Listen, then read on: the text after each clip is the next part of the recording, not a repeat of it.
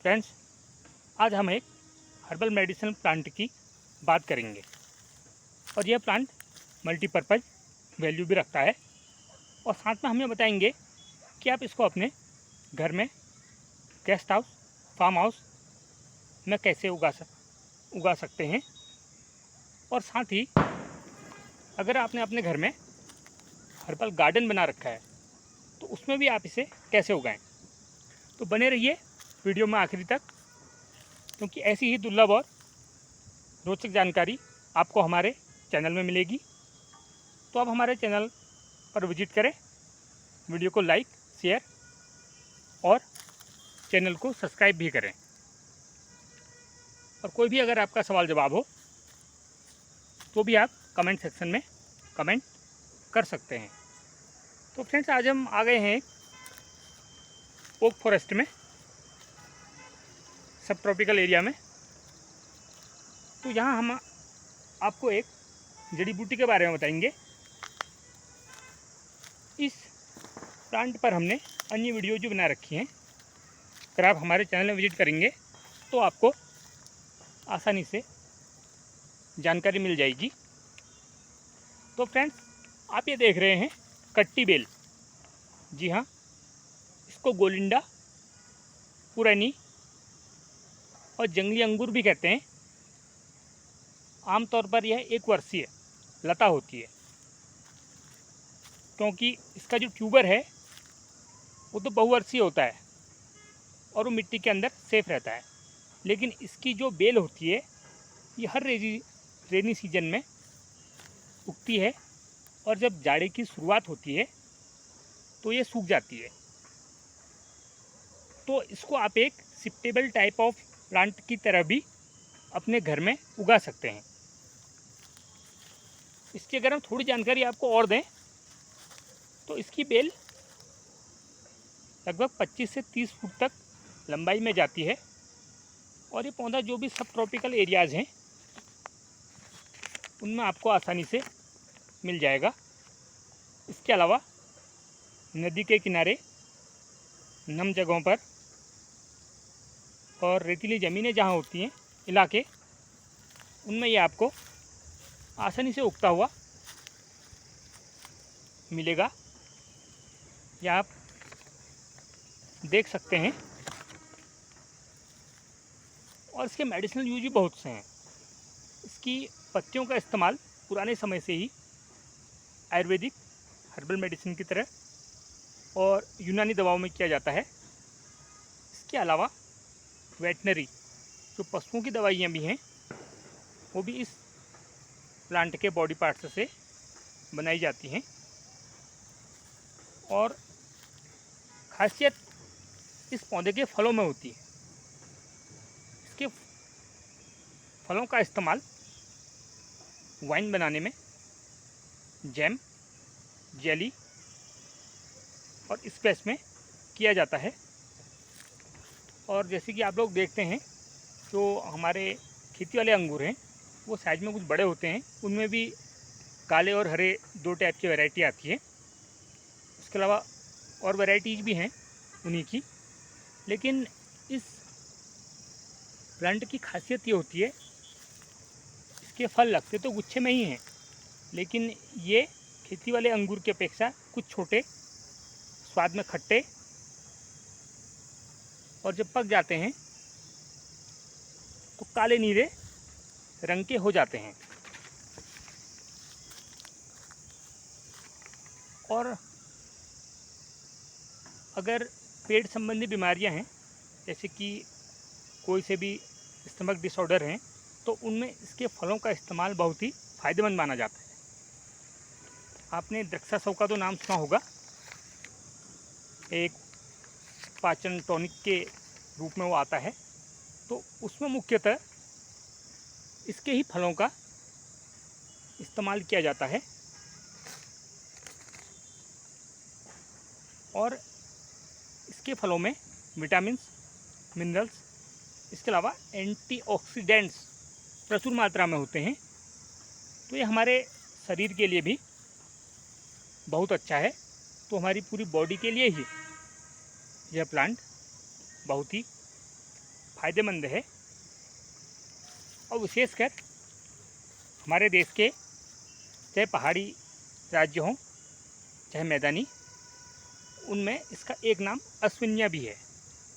अश्विनिया मतलब कि ये आश्विन मास में पकता है, तो इसको अश्विनिया बोला जाता है।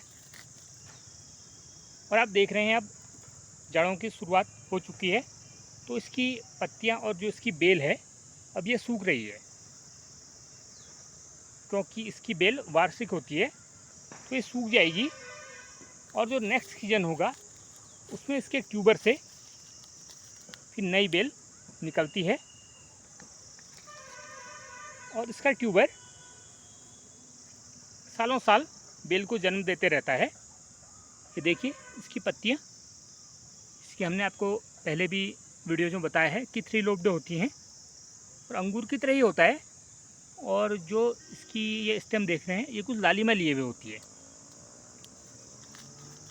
ये देखिए। और दिखने में बड़ा खूबसूरत लगता है प्लांट। अगर आप इसको अपने घर में जगह देते हैं तो ये आपके घर की सुंदरता भी बढ़ाएगा।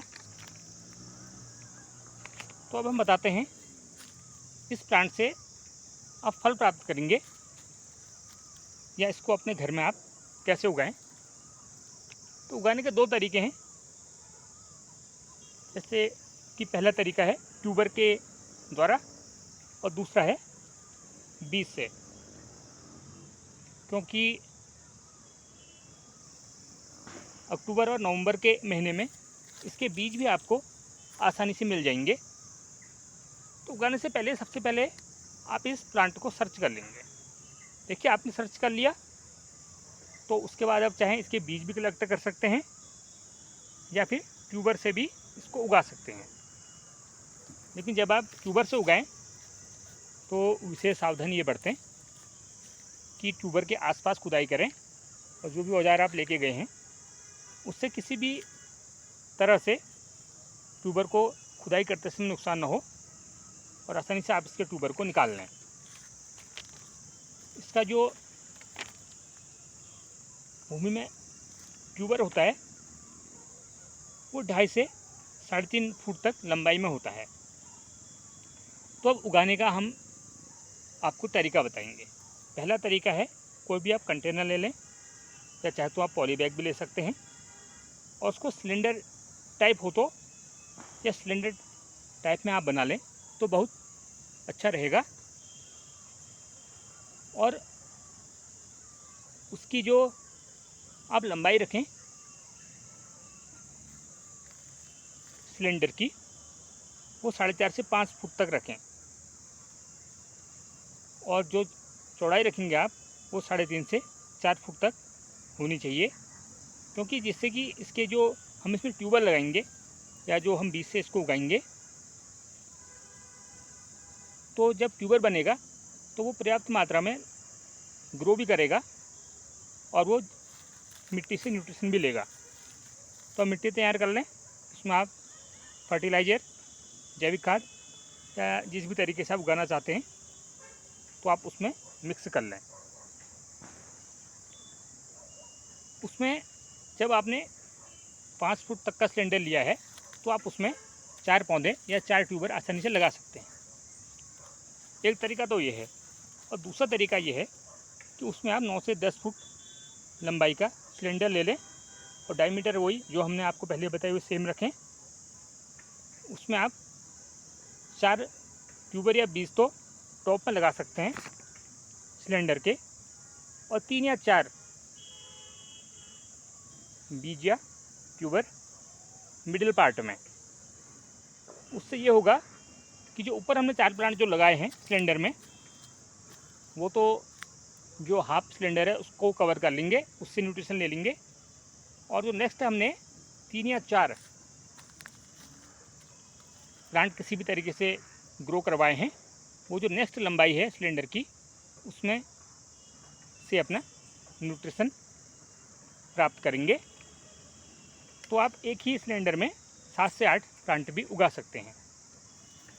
और इसका एक बेहतर तरीका ये है कि अमूमन जो हमारे गेस्ट हाउस या जो हमारे घर हैं उनमें हम बाउंड्री तो बनाते ही हैं, तो बाउंड्री के सहारे भी आप सहारा देकर सिलेंडर को खड़ा कर सकते हैं।